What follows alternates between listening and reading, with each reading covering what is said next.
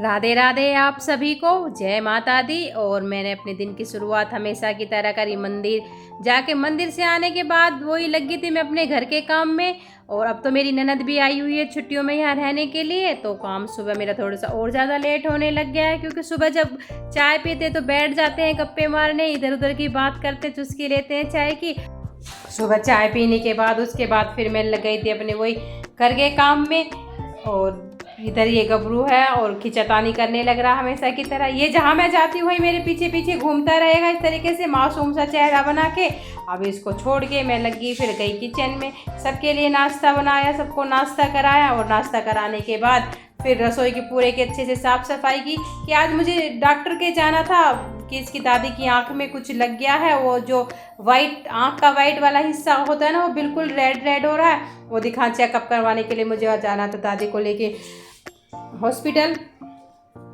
झाड़ू लगाई, पोछा लगाई, फिर उसके बाद मैंने मशीन भी लगा दी थी, सबको नाश्ता कराया। क्यों अब भाई घर में मेहमान आ जाते तो समय ज़्यादा लग जाता है काम में, मेंबर बढ़ने से तो काम बढ़ ही जाता है।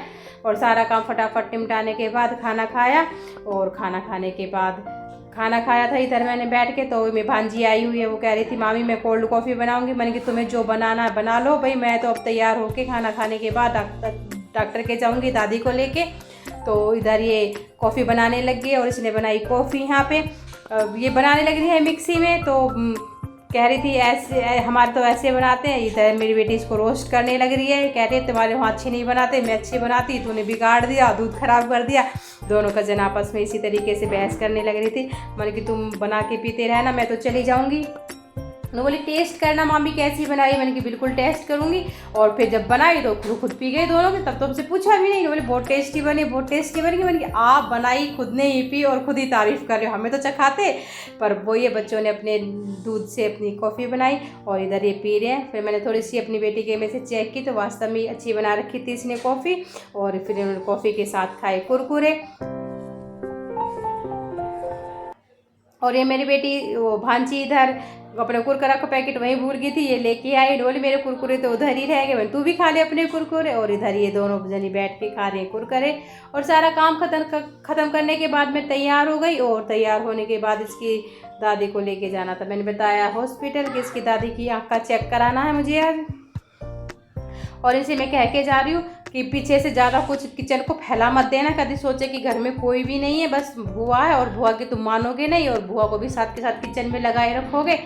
और यहाँ से फिर मैंने जो डॉक्टर की पर्ची थी वो पर्ची उठाई है। और अब मैं जा रही हूँ डॉक्टर के, ये है आँख की पर्ची उनकी। हालांकि आँख में रेड जैसी हो रही थी, डॉक्टर ने कहा इतना जख्म जो बाहर की तरफ दिखाई दे रहा है, अंदर उतनी प्रॉब्लम नहीं है, दवाई डालने से ही ठीक हो जाएगी। ऐसी बस वो कुछ नाखून वगैरह इनका या कुछ लग गया या आँख में गिर गया है। उन्होंने तो यही कहा था कि शायद चोट लगी हुई है, पर मम्मी कह रही थी नहीं मेरे तो कोई भी चोट नहीं लगी। पर वो डॉक्टर ने तो चोट का ही बताया था। और 4-5 दिन में की दवाई दे के बोला था ठीक हो जाएगा। और यहाँ आए थे हम हॉस्पिटल में, ये है जहाँ पे दादी की आँख दिखाई थी। ये रहा फिर आज का मिनी ब्लॉग। और अब आपसे मिलती हूँ मैं अगले ब्लॉग में।